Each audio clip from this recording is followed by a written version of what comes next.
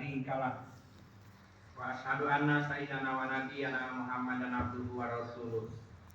Allahumma shalli ala sayyidina Muhammad wa ala ali sayyidina Muhammad. Amma ba'du fa ya ibadallah ittaqullaha haqqa tuqatih wa la tamutunna illa wa antum muslimun. Ma'asyiral muslimin wa jumratal mukminin rahimakumullah. Pertama dan utama, marilah kita persembahkan puja dan puji syukur kehadirat Allah Subhanahu wa taala yang mana berkat limpahan rahmat, taufik dan hidayahnya sampai hari ini kita masih istiqomah memegang teguh ajaran agama kita. Kita berharap pada Allah mudah-mudahan kita bisa menjaga nikmat iman dan Islam ini hingga akhir hayat kita nanti, sehingga kita nanti menghadap Allah dalam keadaan husnul khotimah. Amin ya rabbal alamin. Salawat beriring salam marilah kita kirimkan pada junjungan kita Nabi Agung Muhammad sallallahu alaihi wasallam. Allahumma shalli ala sayyidina Muhammad wa ala ali sayyidina Muhammad. Mudah-mudahan kita nanti akan mendapatkan syafaat dari baginda Nabi. Amin ya rabbal alamin. Atas nama khotib pada hari ini izinkanlah saya mengajak kita semua yang hadir, marilah kita bertakwa kepada Allah dengan benar-benar takwa, dan janganlah kita mati kecuali dalam keadaan iman dan Islam.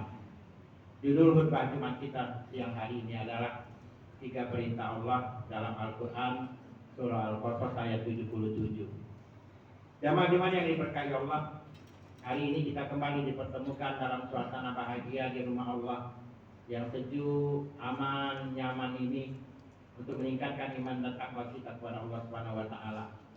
Melalui mimbar yang mulia ini saya akan mengajak jamaah salat Jumat berjamaah ini untuk merenungi firman Allah surat Al-Qasas ayat 77. Dalam surat tersebut, dalam ayat tersebut ada 3 perintah yang perlu kita pertegas kembali. Perintah ini diperintahkan oleh Allah kepada kita, khususnya hamba-hamba yang beriman. Yang pertama, wabtaghi fima ataqallahu darul akhirah wa la tansa nasibaka minad dunya. Perintah pertama adalah kita disuruh oleh Allah mencari akhirat. Kejar akhirat.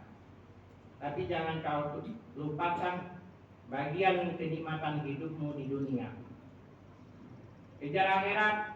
Jika seorang hamba mengejar akhirat, maka dunianya akan ikut. Tetapi ketika seorang hamba mengejar dunia, wallahu alam bisawab, dunia akhiratnya sudah bisa dipastikan tidak bisa ikut. Maka itu kita diperintahkan kejar akhirat. Walal akhiratu khairul laka minal ula. Sesungguhnya akhirat itu lebih baik bagimu jika kamu mengetahui, wahai hamba-hamba Allah yang beriman. Jamaah salat Jumat yang diberkahi Allah, kita kejar akhirat. Apa yang kita lakukan untuk kehidupan negeri akhirat kita? Sudah sejauh mana kita persiapkan amal ibadah kita menuju kehidupan yang kekal abadi di akhirat, menuju Allah Subhanahu wa taala? Banyak di antara kita yang lalai, yang melulu mengejar dunia, lupa akhirat, naudzubillah. Padahal akhirat itu kita semua pasti akan kembali. Nanti kita akan menyolatkan jenazah ibunda kita yang nanti saat ini dipanggil oleh Allah. Nanti selesai sholat ini kita menyolatkan jenazah ibunda kita. Cukuplah ini menjadi iktibar pelajaran bahwa mau tidak mau, siap tidak siap, kita pasti akan ke akhirat. Kita pasti menghadap Allah Subhanahu wa taala. Menyesal kita jika kita tidak mempersiapkan di dunia ini, mempersiapkan amal yang sebanyak-banyaknya untuk menuju ridha Allah Subhanahu wa taala, untuk kembali ke rahmatullah. Namun jangan kita lupakan bagian hidupmu di dunia. Karena dunia adalah sawah ladang bagi kita, bapak-bapak, saudara-saudara. Sawah ladang bagi kita untuk bercocok tanam amal ibadah sebanyak-banyaknya. Amal ibadah yang sebaik-baiknya yang dipersembahkan nanti ke hadirat Allah. Tapi yang pasti kita harus mendahulukan akhirat.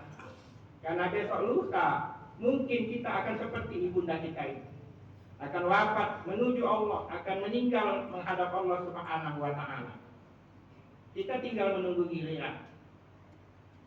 Siapa duluan di antara kita? Wallahu a'lam bishawab. Tidak menutup kemungkinan, karena kita tidak bisa menjamin satu detik ke depan pun kehidupan kita tidak bisa dijamin oleh Allah Subhanahu wa taala. Semua rahasia Allah, semua di tangan Allah. Fa idza jaa ajaluhum la yastakhiruna sa'atan wa la yastaqdimun. Apabila ajal telah tiba tidak bisa dimajukan, tidak bisa dimundurkan barang sedetik pun, maka itu hamba-hamba yang beriman kepada Allah. Persiapkan dirimu, jangan terlena dengan kehidupan dunia yang menipu. Karena nanti di akhirat sanalah kehidupan kita yang akan kekal abadi.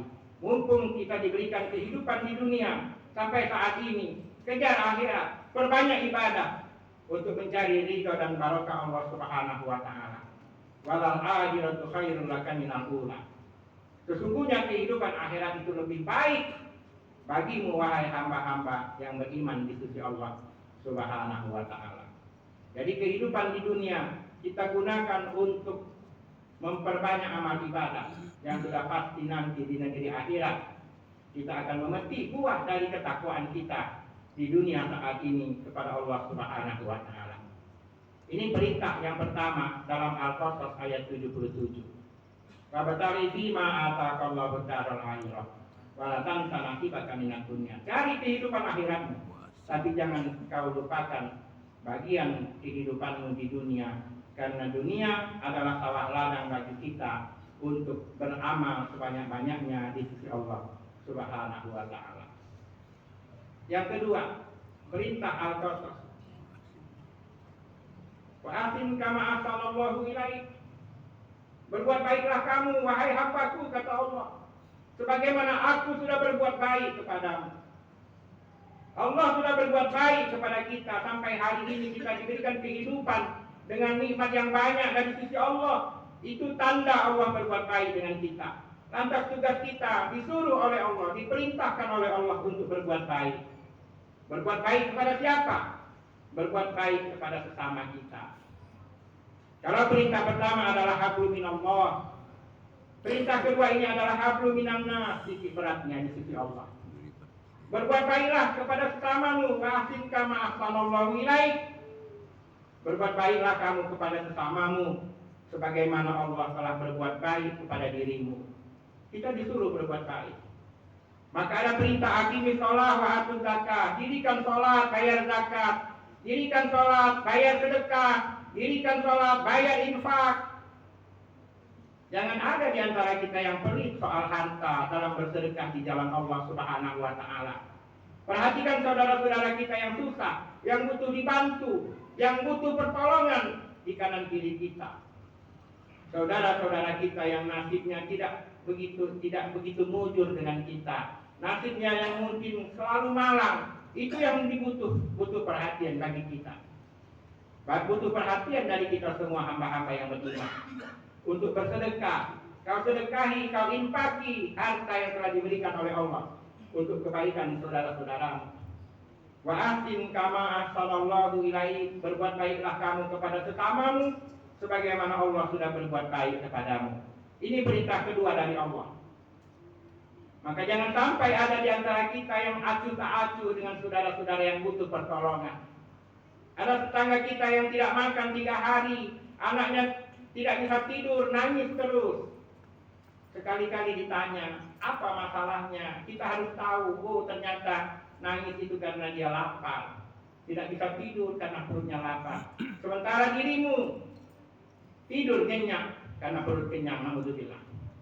La yu'minu ahadukum yuhibbu li ahlihi wa yuhibbu li nafsihi kata.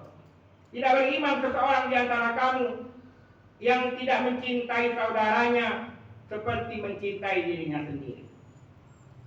Tidak beriman seseorang di antara kamu yang tidur nyenyak dalam kondisi perut kenyang, sementara saudara tetanggamu sebelah kiri kanan tidak bisa tidur anaknya karena perutnya lapar. Tidak beriman seseorang di antara kamu walaupun kamu beribadah kepada Allah, lebih banyak sholat, lebih banyak bermunajat kepada Allah, tetapi kepada tetangga kiri kanan, kepada saudara-saudara kita yang susah, kita tidak peduli pada mereka, naudzubillah. Maka ini yang kedua, kita diperintah oleh Allah untuk berhablu minan nas, berbuat baik dengan sesama, untuk menambah amal ibadah kita di sisi Allah. Mulai saat ini Sisihkan hartamu untuk bersedekah, untuk berzakat, untuk berinfak. Semuanya adalah untuk kebaikan kita semua di sisi Allah. Nanti seluruh amal harta yang kita sedekahkan itu akan berwujud amal ibadah yang nanti akan kita temui di negeri akhirat sana.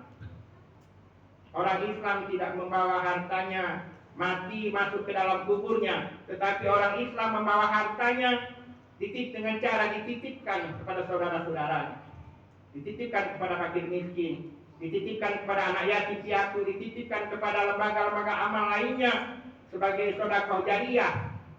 Dan nanti ketika kita di dalam kubur, kita akan didatangi sosok makhluk yang sempurna luar biasa. Man anta? Ana amaluka sholih. Ketika kita bertanya di dalam kubur, siapa Anda? Posisi kita sendirian di dalam kubur, dalam keadaan yang sunyi dan sepi. Anak keluarga, anak istri dan tetangga keluarga tidak ada yang sudi ikut kita di dalam kubur. Yang datang adalah amal ibadah kita. Man anta? Ana amaluka sholih. Saya amalmu yang soleh, yang selalu kau kerjakan di masa hidupmu. Dan nanti dialah yang akan menemani kita di dalam kubur di saat kesendirian kita. Jadi jangan dianggap remeh sedekah. Jangan dianggap remeh infak. Infakkan, sedekahkan hartamu seadanya, seikhlasnya. Seadanya dan ikhlas. Seadanya dan ikhlas sesuai dengan kemampuan kita masing-masing. Kalau kita diberikan rezeki dari Allah berupa amanah harta yang banyak, bersedekah dengan yang banyak. Kalau kita diberi rezeki yang